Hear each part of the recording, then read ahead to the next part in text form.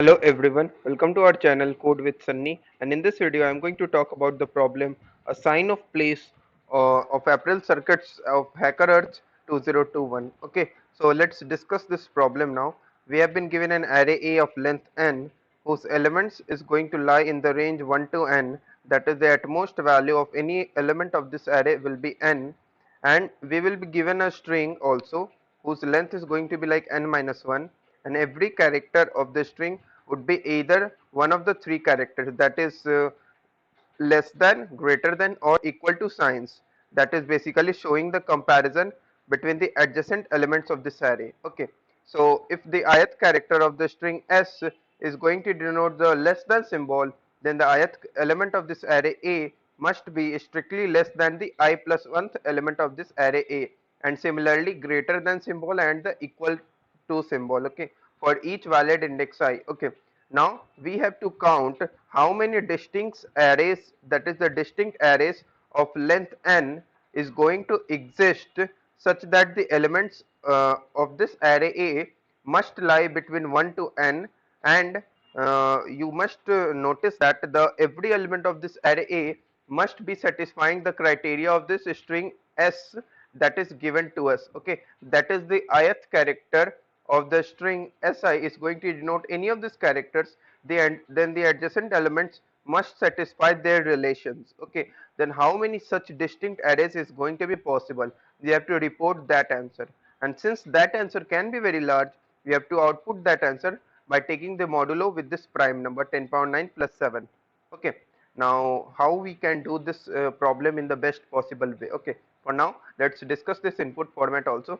We have been given the length of the array, and there is the string also given of length n minus 1, and we have to just print out the number of distinct arrays possible satisfying the given criteria of the strings for every character, and we have to output this modulo this prime number. Okay, and there is a constraints n is going to vary up to 5 into 10 power 3. Okay, you can see this number, that is at most n, that is the length of the array is going to be like 5 into 10 power 3, and we have to count the distinct arrays also. So you can easily see we can have a O of n square solution approach. So because it would be like 25 into 10 power 6, and within this time limit I think it is less than 10 power 7 iterations, or around 10 power 7 iterations, so we can have a O of n square solution. Okay, so let us together find it out and analyze this whole problem with the help of examples, and find out the best and efficient solution of this problem. Okay, so let's move further. Okay, so here you can see I have taken a string. This will be a string of length 4, and corresponding to that I will have 5 numbers in my array. Okay, and the numbers in the array, adjacent elements of this array A, is going to satisfy the criteria, that is less than or equal to or greater than or similarly less than. Okay, and now we need to find what is the total number of distinct arrays possible. Okay, now one approach is going to be like a brute force approach, and it is going to give us a TLA verdict, because we cannot have a like just traverse through all possible cases and find out the solution. Let us find out the solution like optimally. Okay, now let us start with the base case, that is you can see A1. Now you can see if you compare this A1 with A2.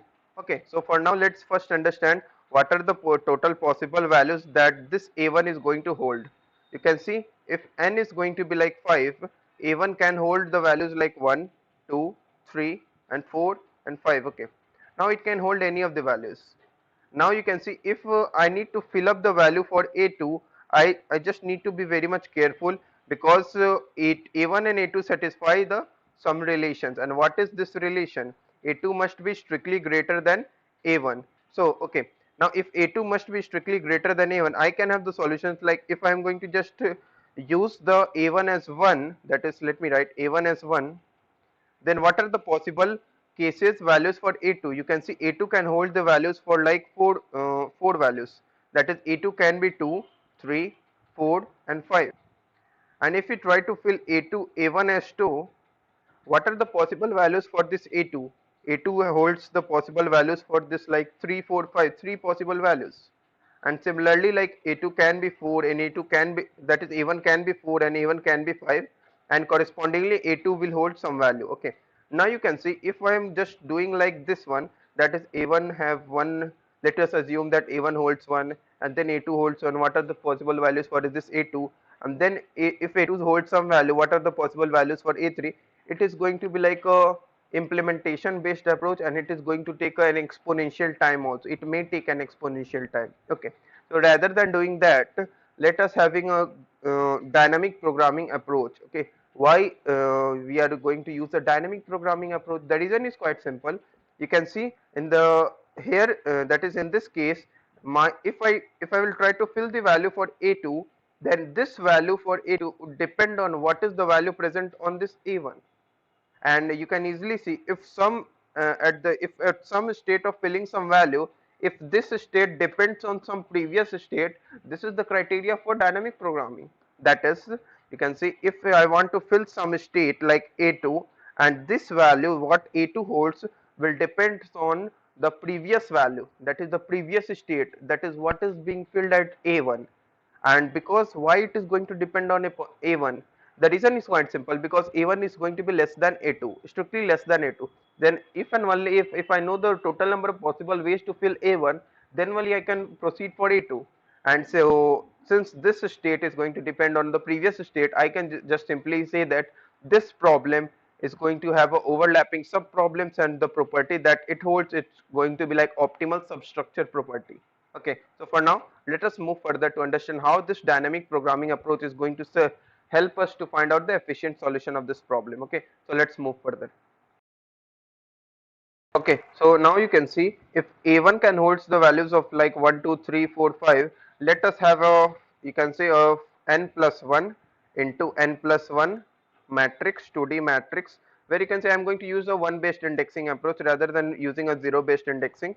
Okay, because I think it should be convenient to understand. Okay, so you can see this is my, that is 0th row, and this is my 0th column, and all these values is going to be like empty. I'm just going to start from 1 into 1, that is cell with value, cell with coordinates 1 into 1. Okay, now you can see if I need to fill this for this A1, that is I will, okay, so let us first define what is this column is going to be like, its column is going to be like denoting, and for what is it is going to like denote for the row also. That is, I'm just going to write row is going to denote the number, and this column that is starting from j equal to 0 to j equal to 5, or you can also say j equal to 1 to this j equal to 5, is going to denote the position of the, that is position. Okay, so at that position, what is the value, total number possible ways it to fill up to this value, to reach up to this dp of ith state. Okay, that is if I'm traversing through the column, it is be like reaching for dp of jth state. Okay,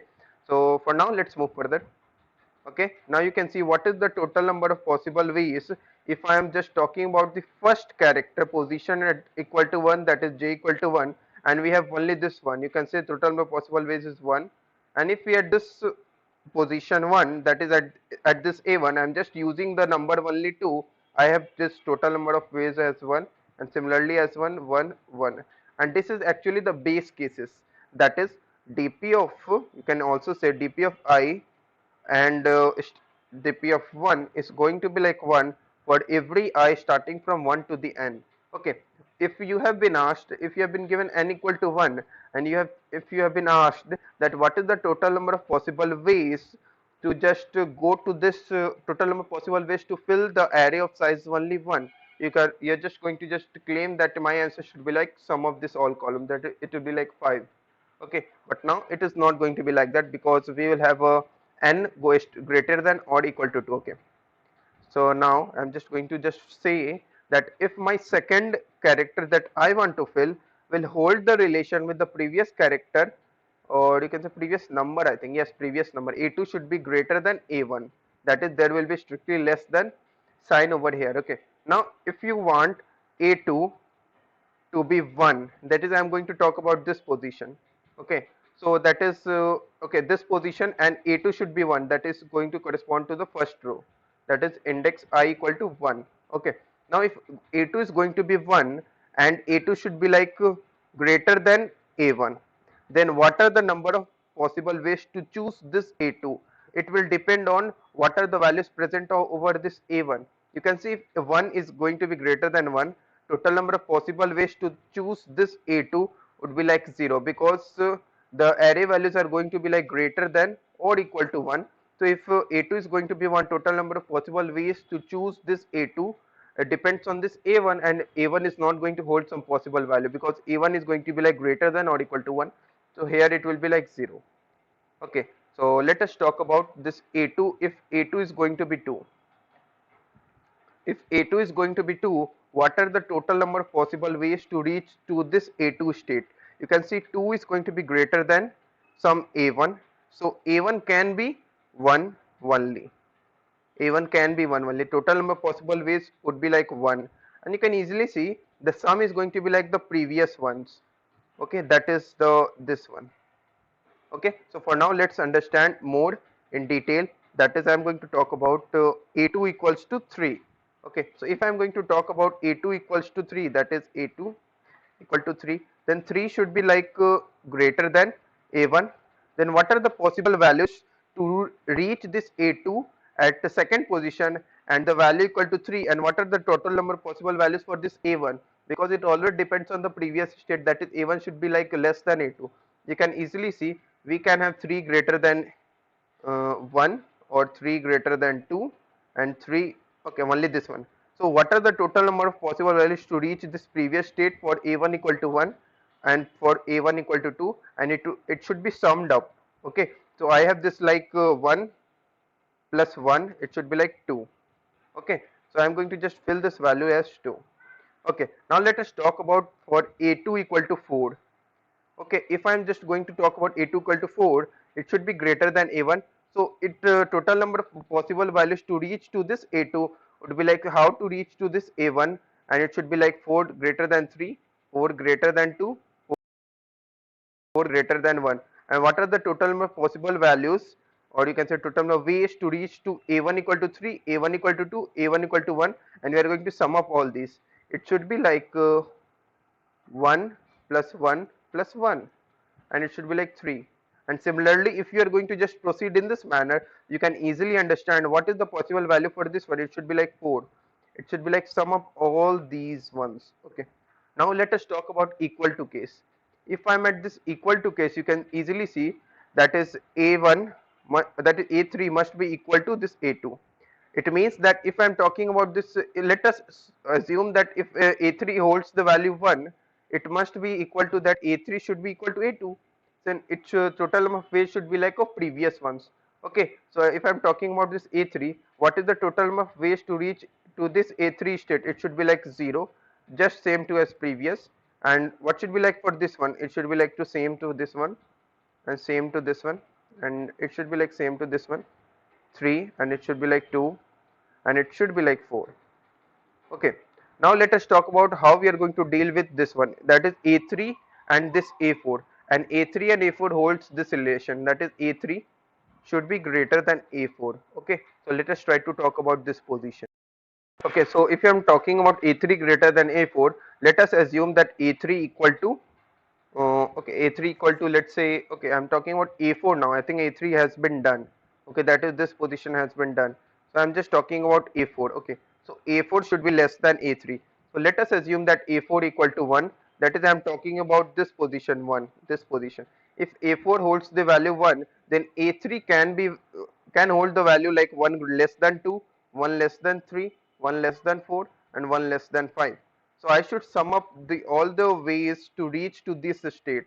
That is, my this 1 comma 4th cell will hold the value of sum of all these ones. Okay, so it should be like 4 plus 3 7 plus 2 this 9 plus this one 10. It should hold the value 10. And similarly for this state, it should hold the value of sum of all these ones. Okay, it should hold the value of 9, and similarly for this one it should hold the value 7, and for this state you can easily see it holds the value 4, and for the last state you can easily see if a4 equal to 5, and I should say that 5 should be like okay, 5 should be like less than this a3. You can easily see 5 is the extreme value. I cannot say that a3 should hold the value of 6, because every element of this array should lie between 1 to n. Okay, so my answer for this state would be like 0.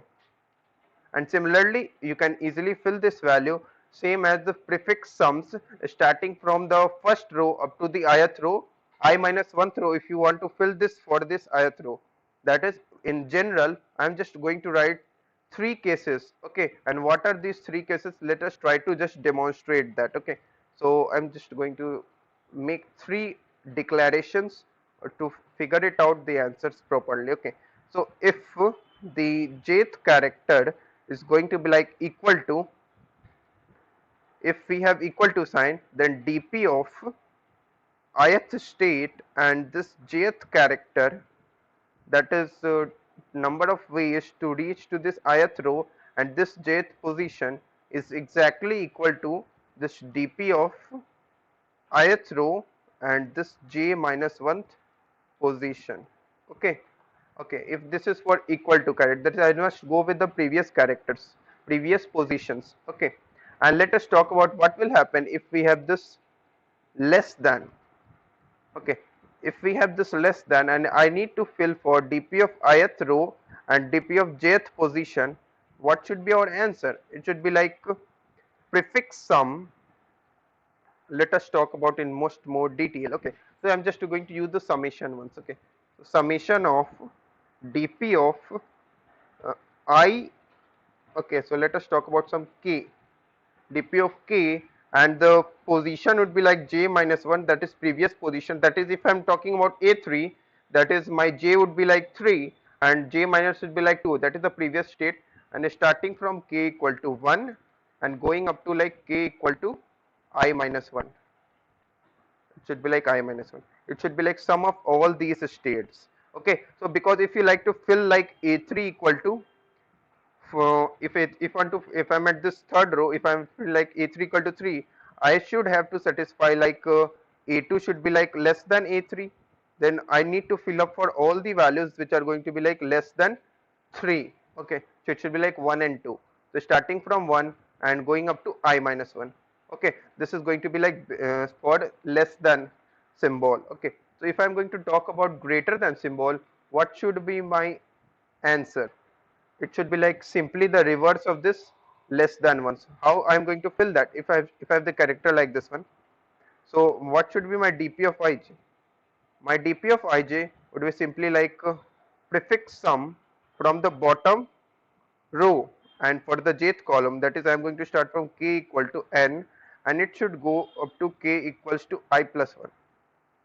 Or in the reverse manner, you can also say I should have to traverse from k equal to I plus 1 and go up to k equal to n and sum up all those values whose is going to be like dp of k and dp of j minus 1. Okay, now this is going to be very much important, and for optimize the space you can that is, first you can easily, for having the prefix sums from the topmost row and from the bottommost row, you can also create another 2D matrix to maintain this prefix sums, rather than if you focus on much more criteria, that is, it is only going to depend on the previous state. So rather than creating an entire 2D matrix, you are just going to create a single matrix whose size is going to be like n sized, and I need, this is going to just help us to find out the prefix sums. Okay, so if you are not going to understand this till now, no need to worry about, I'm just going to explain this entire thing in the coding part also. Okay, so let's move further.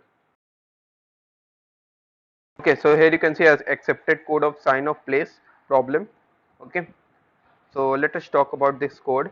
Okay, now you can see I've taken the input is n and the string s, and I've used the one based indexing. dp is going to store the answer for the current state dp of ij, and you can see I've taken a linear array, linear vector of size n plus 1, which is going to store the prefix sum for every column starting from bottom row.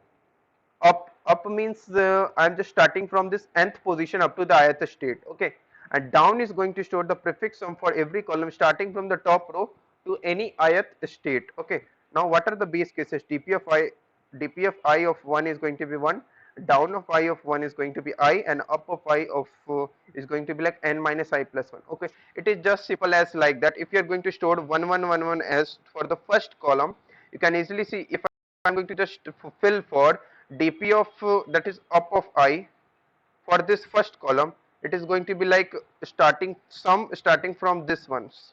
Okay, so if I'm just going to fill up of I, should be like n minus I plus 1. Okay, if I'm at this state 4, my answer would be like 5 minus 4 plus 1, it should be like 2, and it is going to be like sum of this ones, 1 plus 1 2. Okay, Now starting from j equal to 2, that is if I am at j equal to 2, I am going to just check the j minus 2th character, okay, because it will be like first character. I am starting for j equal to 2 because I have used one based indexing, okay. So if I am going to start for second column, as I have already filled the base cases.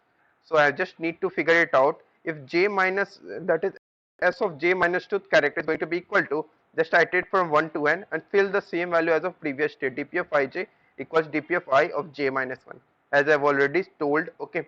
Or if it is going to be less than, I just need to find out the just need to store the prefix sums, and for if it is going to be less than, I need to just store for every state the prefix sum starting from the bottom row up to the I plus 1th row, and it should be like the it should be like the value stored in up of ij, that is up vector, okay, because it should be like, it should be storing the values from the bottom row up to the ith state, okay, for the ith row.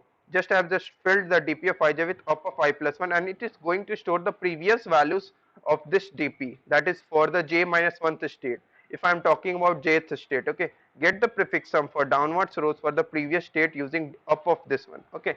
So I have just previously used the 2D vector because it is going to memory limit exceeded. I have just used a 1D vector since I am going to use a such state, that is at every state I am just using the previous state values, okay. So rather than using an entire 2D vector, I can use a single 1D vector and just change the values at each time, okay. How I am going to change the values at each time, no need to worry about, I am going to explain that now also, okay.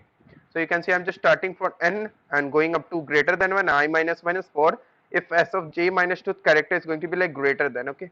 So just dp of ij would be like down of I minus 1, okay. Down of I minus 1 is basically the prefix sum starting from the topmost row up to the I minus 1th row, okay.